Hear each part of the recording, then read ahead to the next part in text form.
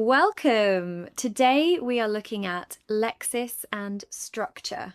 This is a key topic in your English language exams for SS3. Pay close attention. Let us begin. First, let me explain what Lexis and structure means.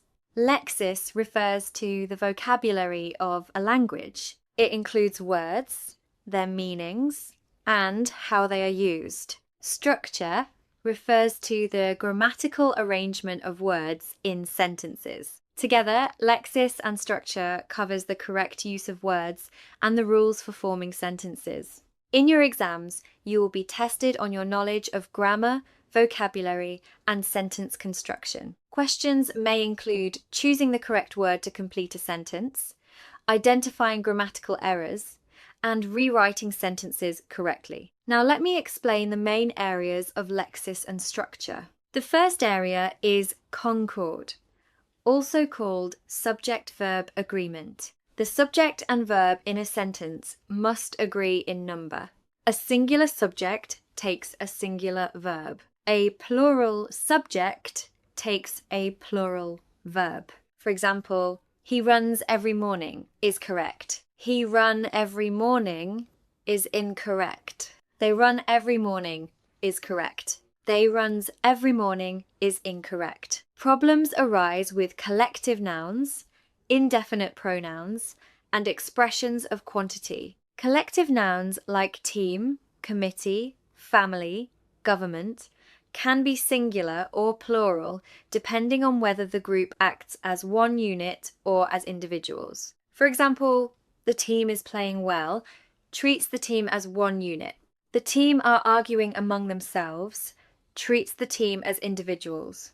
Indefinite pronouns like everyone, someone, nobody, anybody, each, either, neither are always singular. For example, everyone has finished is correct. Everyone have finished is incorrect. Expressions of quantity like a number of, a group of, the majority of can be singular or plural depending on the noun that follows. For example, a number of students are late uses a plural verb because students is plural. The number of students is small uses a singular verb because number is the subject. The second area is tense consistency. Do not shift tenses without reason. If you start a sentence in the past tense, stay in the past tense unless there is a reason to change. For example, she went to the market and bought some fruit is correct. She went to the market and buys some fruit is incorrect. The third area is parallelism. When you list items in a sentence, they must have the same grammatical structure. For example, she likes reading, writing, and to swim is incorrect because to swim is not parallel with reading and writing. Correct. She likes reading, writing, and swimming. The fourth area is modifiers. A modifier should be placed next to the word it modifies. A misplaced modifier can change the meaning of a sentence. For example, I saw a dog running down the street with a long tail is unclear. Does the street have a long tail? Correct. I saw a dog with a long tail running down the street. A dangling modifier has no word to modify. For example, walking to school, the bus passed me is incorrect because the bus was not walking. Correct. Walking to school, I saw the bus pass me. The fifth area is prepositions. Certain words are followed by specific prepositions. For example, interested in, not interested on. Different from, not different to in American English. Comply with, not comply to. Accused of, not accused for. Congratulate on, not congratulate for. Divide into, not divide in. Prefer to, not prefer than. Learn these common combinations. The sixth area is conjunctions. Use the correct conjunction to show the relationship between clauses. And shows addition, but shows contrast, or shows choice, so shows result. because shows reason, although shows concession. For example, he studied hard, so he passed is correct. He studied hard because he passed is incorrect. The seventh area is the correct use of adverbs and adjectives. Use adjectives to modify nouns. Use adverbs to modify verbs, adjectives, or other adverbs. For example, she is a good singer uses the adjective good to modify singer. She sings well uses the adverb well to modify sings. Do not say she sings good. The eighth area is the use of comparatives and superlatives. Use the comparative to compare two things. Use the superlative to compare three or more things. For example, she is taller than her brother compares two people.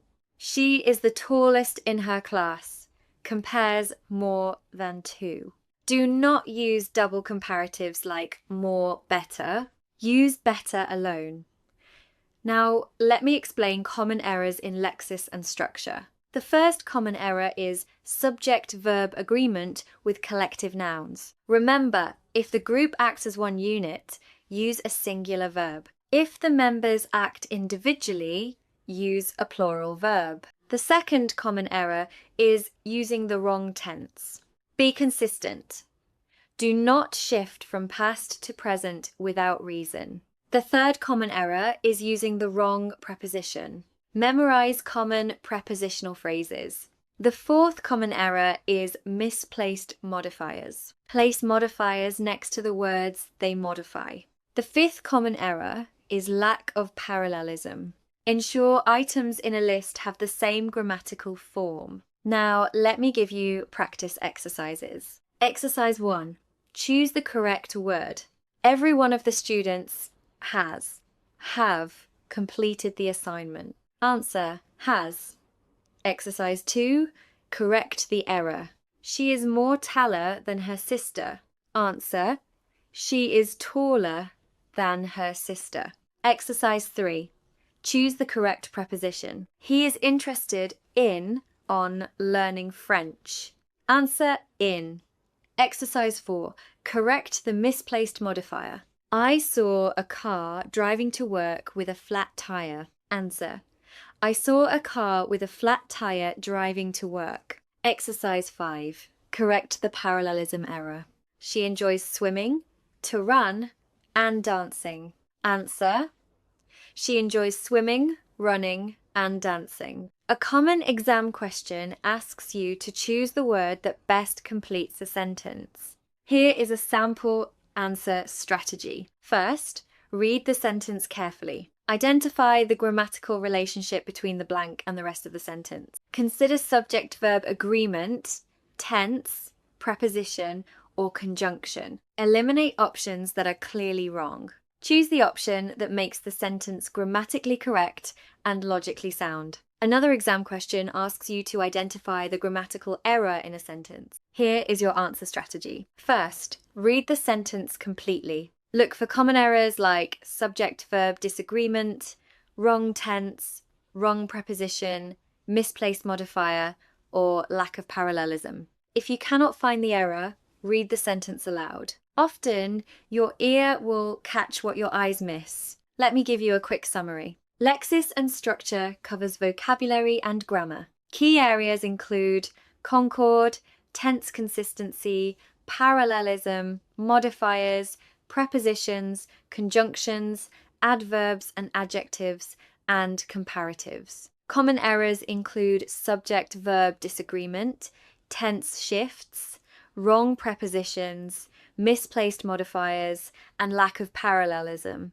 Practice with exercises daily. Keep reviewing, keep practicing. See you in the next topic.